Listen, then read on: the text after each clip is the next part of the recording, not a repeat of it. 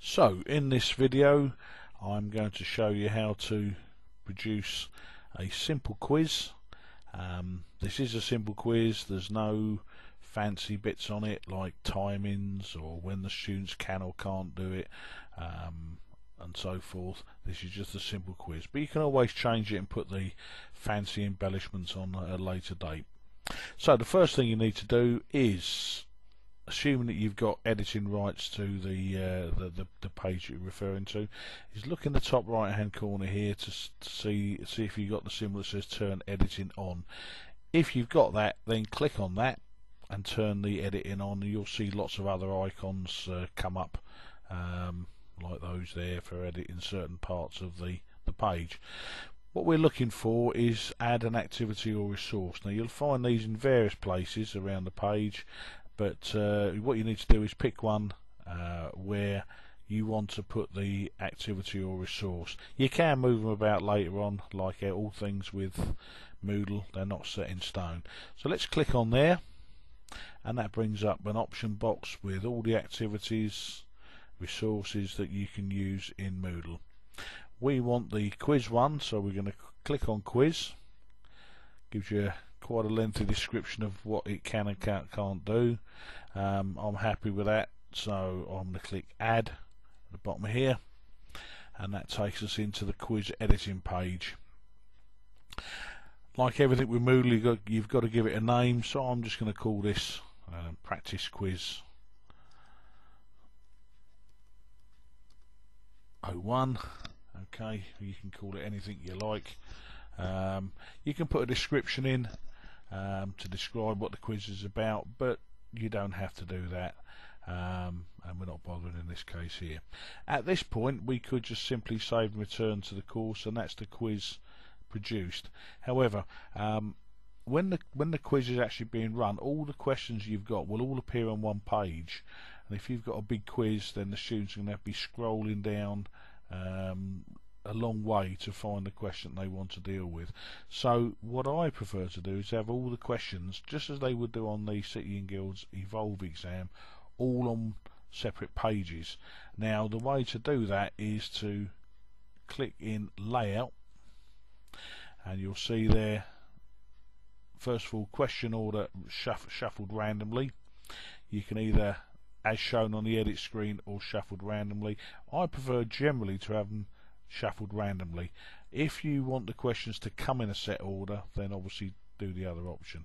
But this is the one that the important one I'm considering here. New page, never, all questions on one page. If you click on that, you'll see that it's every one question, every two questions, every three, every four, or the one I'm interested in, every question. If I click on that, what will happen now is when the quiz is being run, every question comes up on its own separate page. So I'm happy with that now, so save and return to course. And incidentally, if you don't select that first off, you can always go back at a later date, edit the course and select that at a later date. So there's our course. We can move it about by the forward, cross, up or down, but I'm going to leave it where it is for now. Click on the practice quiz 01,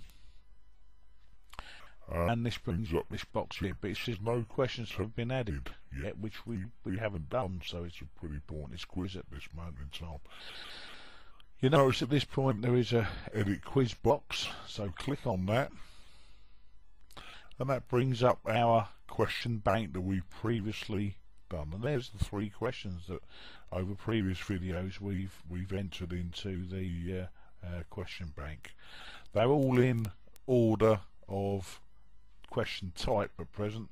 If we want to change them to alphabetical order, if we just left click on question, then they will now go into alphabetical order, which happens to be the same order that we actually done the questions in originally.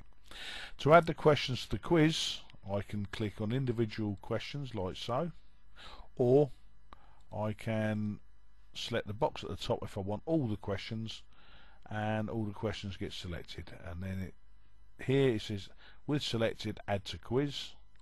Click on that, and all the questions now are in the quiz. The only thing I need to do now is, if you look at the top here, total mark 6, maximum grade 10. we want those to be the same. That bit changes automatically as you add questions. This bit you have to change, so click into here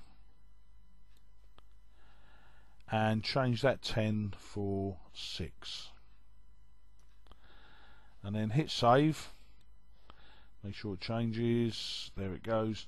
6.0. So they're both the same now. So they'll be marked out the same sets of marks. And that's it now. That's the quiz done. So we go back into our page here. 7202 Level 1 Diploma Electrical Inst.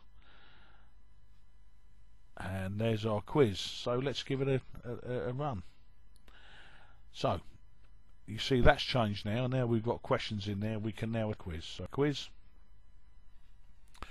And these work very much like the City and Guilds Evolve exams. You've got all your questions lined up there, and you can jump backwards or forwards between the questions. If you want to do number 3 first, in this case, you can do. But we'll do number 1. You can also flag questions if you want to, and unflag them. So if you're not sure of an answer, you can flag it up to remind you to go back to it before you end the test. Also, for each question it tells you how many marks are available for that question, 4 in this case. To answer the question, just simply, in this particular case, this is the matching one, so just go through there. That nail is for wooden floorboards, that wall plug is for the wall plug is for brick walls, that cavity fixing is for plasterboard, and finally the brass nail is for outdoor external use. So there's that question done. And as you see, there's only one question on that page. We scroll right to the bottom, there's only the one question on that page. So to move on, we need to press next, or we could use the navigation, quiz navigation at the top here. Numerical question here now. Voltage of 100 volts applied to a 65 ohm resistor. Find the current in the circuit. Well, we know that as electricians that's 100 divided by 65, and round it to 2 decimal places, it comes to 1.54.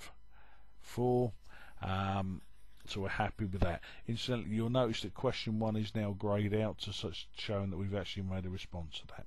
Any questions that have not been responded to will be in white. So we click on next, and we now see that 2's gone grey, and we're now on to question 3. What colour is the carpet in this room? Well, we know the answer is blue from when we set the questions up, so we can now click next. That tells us, as it's the last question, the status for all the questions. Answer safe for all of those. We can return to attempt, or we can submit all and finish. We can navigate to individual questions over on the left hand side here if you want to go back and check them, just the same as you would do with the Evolve City and Guilds. We want to finish the quiz, so submit all and finish, and because it's a final thing, once you do it, that's it, the marks are set in stone. It gives you a second chance to bail out, but we want to finish. We're happy that we've done all the questions. And so what happens now is it goes through one question at a time, telling you whether you got the answers right or wrong. We got them all right, and it tells you the correct answers at the bottom as well. There is a summary at the top as well that tells you that it took us 2 minutes 43 seconds and we got 6 out of 600%. Okay, we can now either go on to the next question or just rattle through questions 1, 2 and 3, or we've got 6 out of 6, so we know we got them all right. We can finish the review, and that just takes us back to the summary. We can either reattempt the quiz or take ourselves back to, by clicking on the course up there, take us back to the starting point. And that is it. That's the end of it. Thank you for listening.